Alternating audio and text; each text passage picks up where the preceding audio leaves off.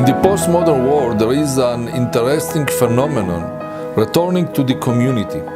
There is a growing need of connection and a sense of belonging.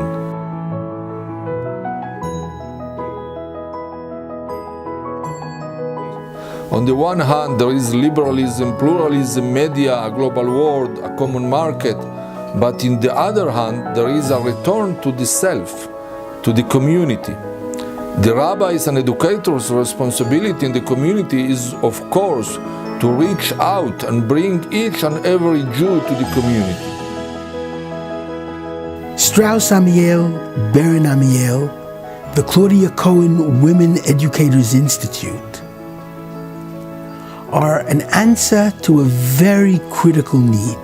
18 years ago, when I returned from serving as a chief rabbi in Uruguay, in a community of 30,000 Jews, I established together with Rabbi Shlomo Riskin the institute which works with a religious Zionist modern Orthodox approach, trains and sends rabbis and educators all over the Jewish world. Barren-Amiel teaches the educators. Sztraus-Camiel teaches the rabbis. The Claudia Cohen Women's Educators Institute sends women spiritual leaders. We are always looking for a personality that, on the one hand, can lend itself to work within other cultures around the world. Not just the Israeli culture where they live and function, but rather other cultures that are outside of the confines of the State of Israel. Be able to influence them and be influenced by them at the same time. The way to save many Jews and see to the future of Am Israel is through strong spiritual leadership. Going out of the old structure of synagogue life, towards the people, towards our brother and sister, of whom many are distant and lost, not always geographically, but spiritually and in their identity. That is our responsibility.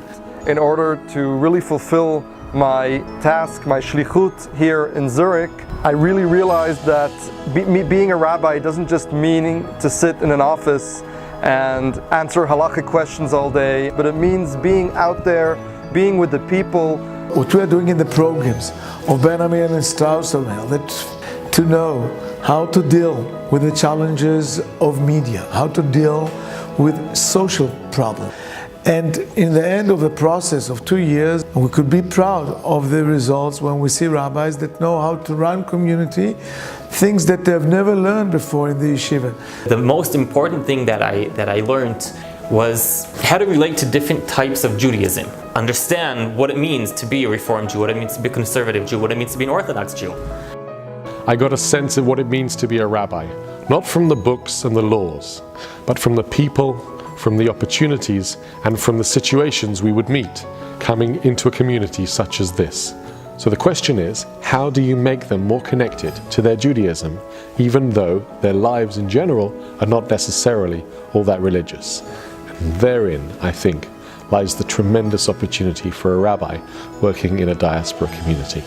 Limud, Estonia, a month and a half ago, just before Rosh Hashanah, 500 plus people came together for a Shabbaton. Totally secular. They're serving non-kosher food.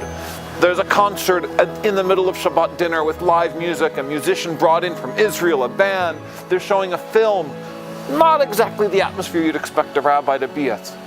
But they asked, would I be willing to make sure that there's kiddush, to do things?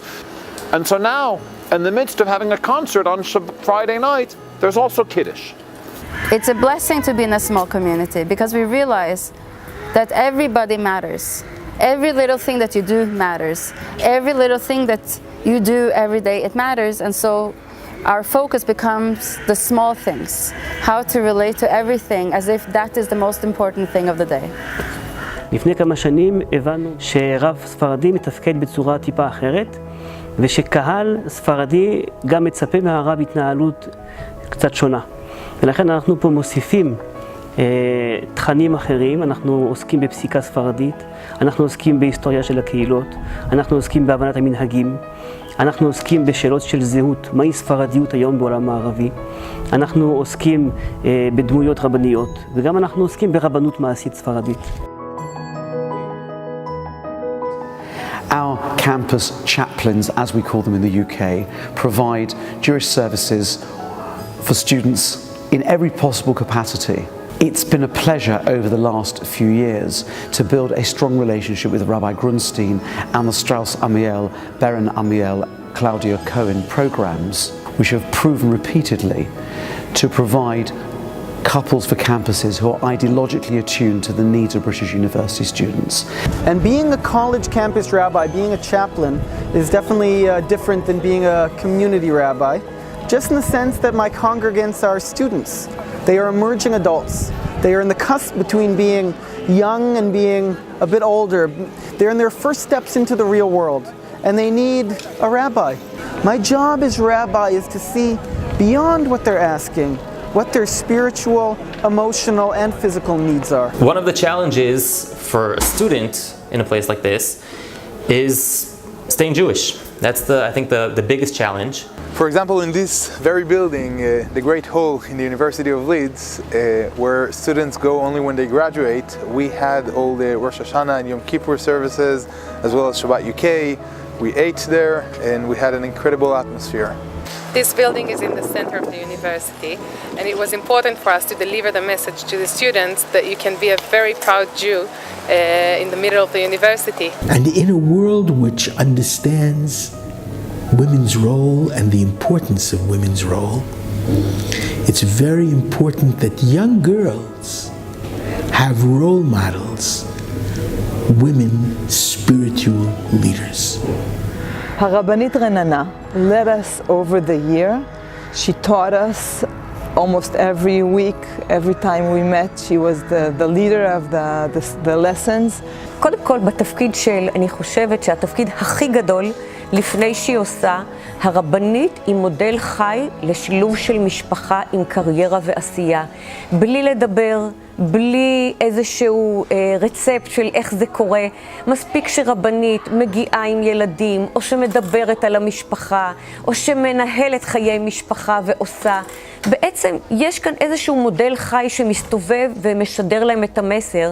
She actually brought experts into the classroom, psychiatrists, children of shlichim themselves, to speak to us about their experiences on shlichut. We couldn't ask for better support than the Barenbams have given us. We help them in their positions. We are available through any number of means, be it by phone, by email, by visiting them in person. We try and help them when they're in the field. They know that based on our knowledge and based on our experience, sometimes the best person to ask is somebody who's been there, done that, and understands the community, understands the needs of the community, and can therefore give an appropriate answer. I think what I took from Rabbi Birenbaum is the love he has for every Jew and the way he expressed it, and I think that's something that I took very strongly to what I'm doing here. Strauss-Amiel program is a great blessing to the Jewish world. Maybe it sounds like too much, but it's not. And I cannot sufficiently find the right words to say thank you to Rabbi Birenbaum and to everyone at Strauss-Amiel for producing, because every one of the rabbis that we now have working in Poland, in our structure, all of them are graduates of Amiel. To say you should continue to 120 years, that's good enough for one person.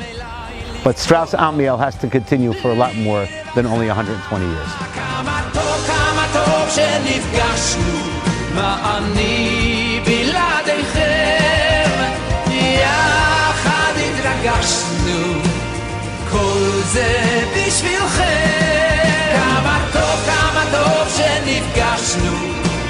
פנים אל פנים, השירים שאהבנו, תודה על השנים.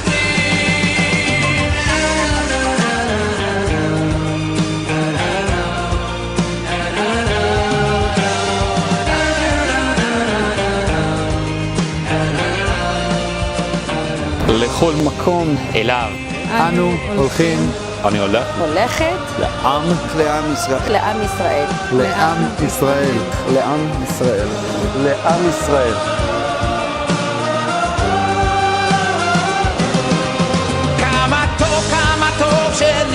נפגשנו, מה אני בלעדיכם, יחד התרגשנו, כל זה בשבילכם. כמה טוב שנפגשנו, כאן פנים אל פנים, השירים שאהבנו, תודה על השנים.